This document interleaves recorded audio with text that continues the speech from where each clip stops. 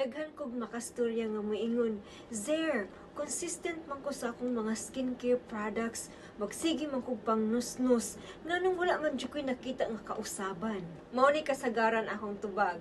Kung sayop ang ingredients sa imong produkto nga imong gigamit para sa imong skin type, sayop nga order sa pag-apply sa imong panit, ug wala kay klarong plano sa imong skincare, bisan pag consistent ka, dili gihapon ka makakita og resulta. Ang atong panit dili dayon ni mo respond human sa usa ka treatment, duha ka treatment, tulo ka treatment. Kung gusto ka og glowing, radiant, healthy o kanang char-char nga panit, kani importante ni. Una, kinahanglan consistent ka og naa kay sakto nga plano sa pag-atiman sa imuhang panit, sa imong complexion. Ikaduha, basaha ang mga ingredients sa imuhang produkto nga gigamit.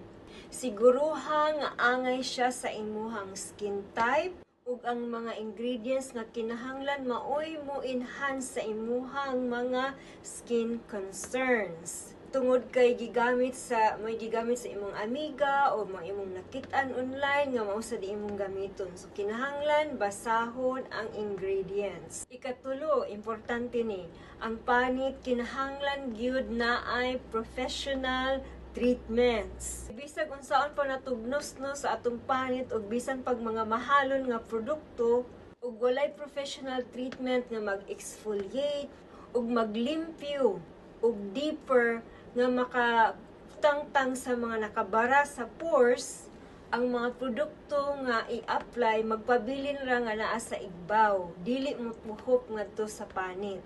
Dili kinahanglan nga daghan, kinahanglan nga eksakto sa imuhang skin type.